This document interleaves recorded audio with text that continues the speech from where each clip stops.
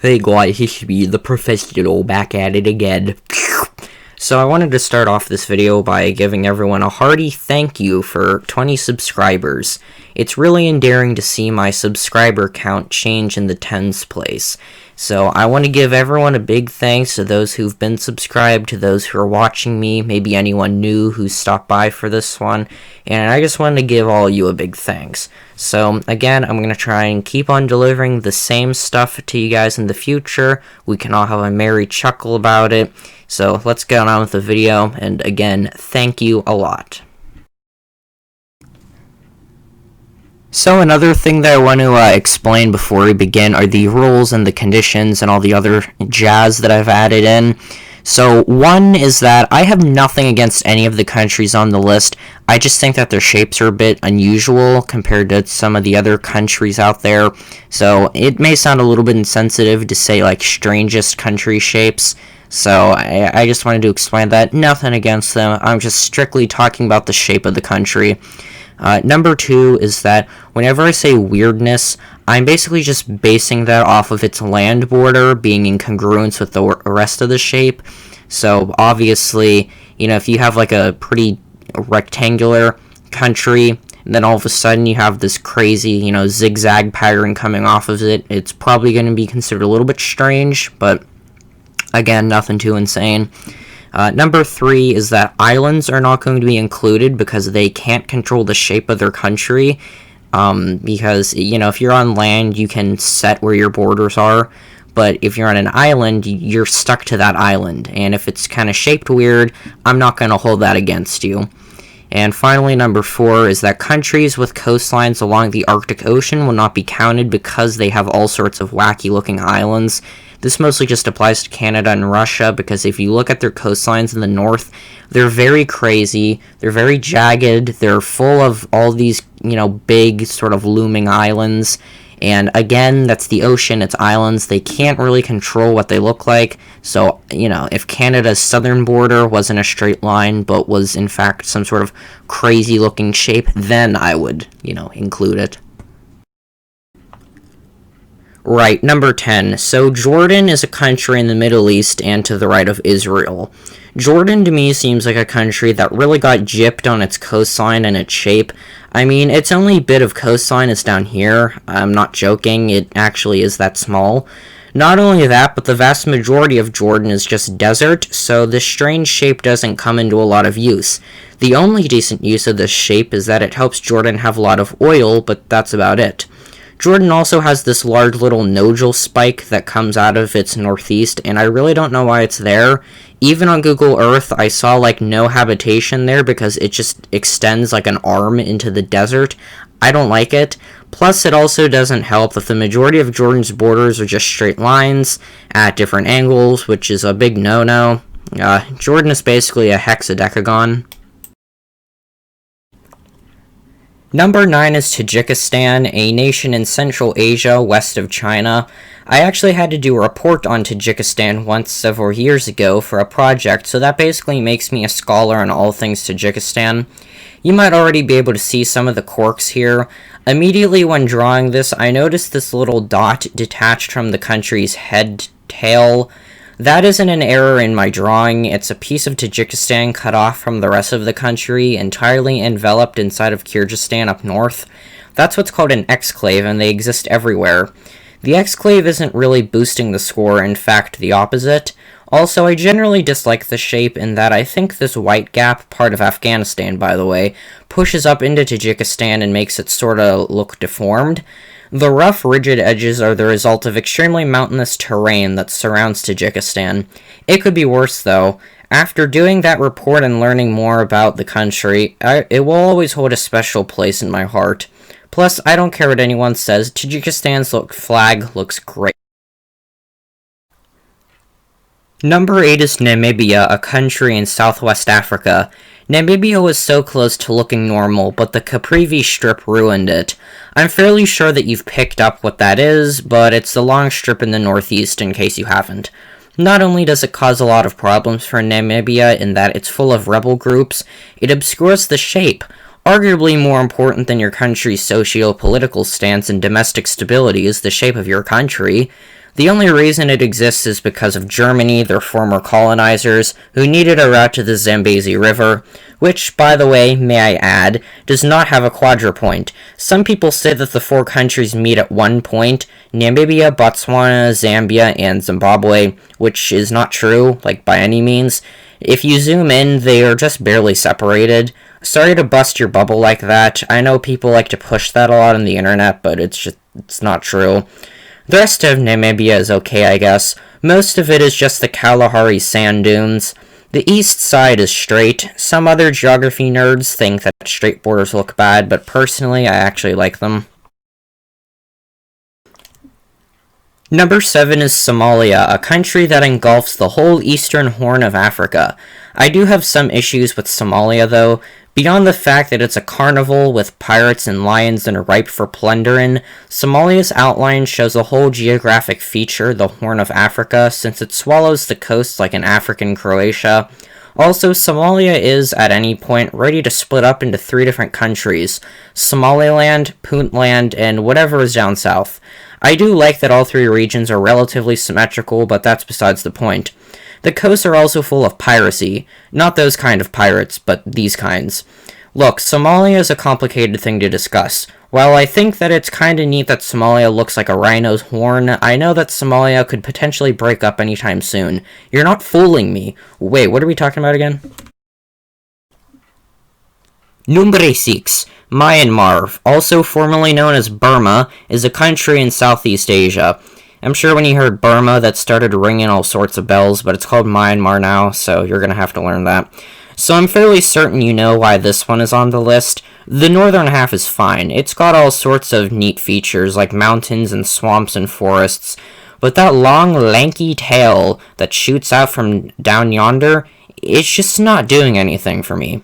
I'm not a giant fan of it. It's even worse when you realize that the tail there splits an already thin peninsula down the middle, shared with Thailand to its east. No fooling, take a look. Yeah, Thailand's up next, big shocker there. Look at this. That little tail section where they're both conjoined at the sides is one already thin peninsula, mind you, that they decided to just up and split down vertically. This is a peninsular problem. You don't see us doing that with, Panama. There's water all around there. You two don't have a land area to be doing that sort of thing. Either one country gets the whole thing, or neither do, and it becomes its own country. Alright, look, I know things got a little heated there, but let's move on to Thailand for the exact same criticisms.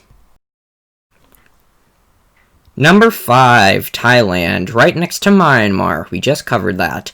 My qualms for this one are as follows. They're mostly the same as the last, but with a few notable differences. So, Thailand has a thin AF peninsula panhandle, but I do have to give some bonus points to Thailand here, in that it seems as if they've used the peninsula to basically give more use to them. If you take a peek on Google Earth, you'll notice that Thailand has more towns and cities on the peninsula side. Now, I don't necessarily know if they're culturally different from the rest of Thailand or not, but I think that if Myanmar is a good precedent, then maybe. Other than that, the northern, more bulbous half that resembles a shamrock is pretty okay looking, can't complain about it too much. I'm gonna be honest here, guys, I'm just about at my wit's end with these peninsulas jutting off countries. It's kinda getting old. Number 4 is Croatia, a nation in Southeast Europe, already off to a good start. Anyone who isn't a complete fetus can probably tell that there's some goofballery going down here. As per usual, the northern half is okay, standard European borders, standard stuff, but the whole lefternmost, is that a word? Lefternmost seaboard here is giving me a case of the shudders. The reason it looks like that is because Croatia borders the Adriatic Sea to its left. Now, I think that that's one of the key issues here. Croatia's coastline is very islandy, it's very rigid and very stretched out. And that white space in the center, that's not just a negative space void, that's where Bosnia is at. How disrespectful is that? Croatia just slides down the coastline and gains this giant knife-looking raptor claw.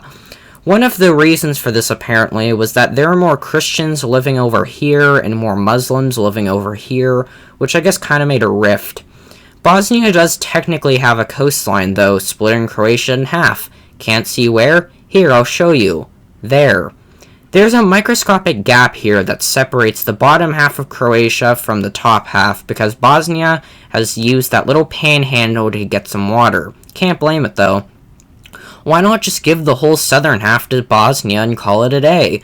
They would still be so much better off.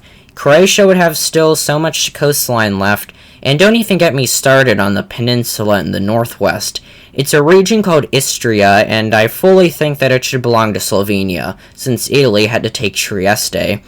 Croatia took so much coast that it left Bosnia and Slovenia with these tiny nubs. Bad dog. Alright, number 3, Uzbekistan, also in Central Asia. Now Tajikistan has a friend. Now, Uzbekistan is one of those countries that emerged from the cocoon of the Soviet Union. Unfortunately, they're in a precocious spot that's also a hotbed of conflict.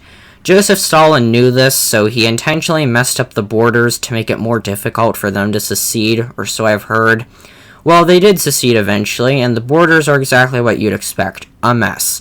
Uzbekistan also complicates things by being kinda mountainous. There's lots of desert everywhere, so that puts a strain on high populations. It's very blocky in the west, but also very jagged and messy in the east. I don't know if that causes problems, but I'm sure it does, and if I had to guess, I'm not a huge fan. There's also not a lot of water sources, and there's also lots of ethnic tension. I don't like that the west is all boxy, and I especially don't like that the east looks like an alien claw. Again, it's because of the swirling patterns of ethnic groups in the area and mountainous terrain, but still. IDK, you guys. This just rubs me the wrong way. It's really messy. Number 2 is Bangladesh, a country that's pretty small and next to India. There's a lot to unpack here, so let's go bit by bit. First of all, I know you guys are eyeing up the southern half and are itching to hear why it looks all squiggly. Truth is, like most things, it's because of swamps. Eastern India and southern Bangladesh is very, very swampy. See, their coastline are full of narrow waterways and rivers that go deep into the heart of the surrounding mangrove forests, full of tigers and snakes and whatever other fierce beasts of the night you can dream up. It's also very muddy, apparently. It just so happens that Bangladesh is really marshy and rainy in the south, and because it's so small, its shape reflects that. There are also highlands in the north, so that adds to the rigidity. Secondly, it also has this big scorpion stinger looking tail in the back, and I'm gonna be honest here, I really don't know what that's about. That's not a peninsula that goes out into the water, that's just a panhandle that's been beveled into Myanmar's love handles. Overall, Bangladesh is one of my favorite southern Asian countries, so we'll let it roll. Don't worry, Bangladesh, I'm still on your side. And finally, numero uno, the winner of our contest, Chile, a really, really long country that slides all the way up the western coast of South America.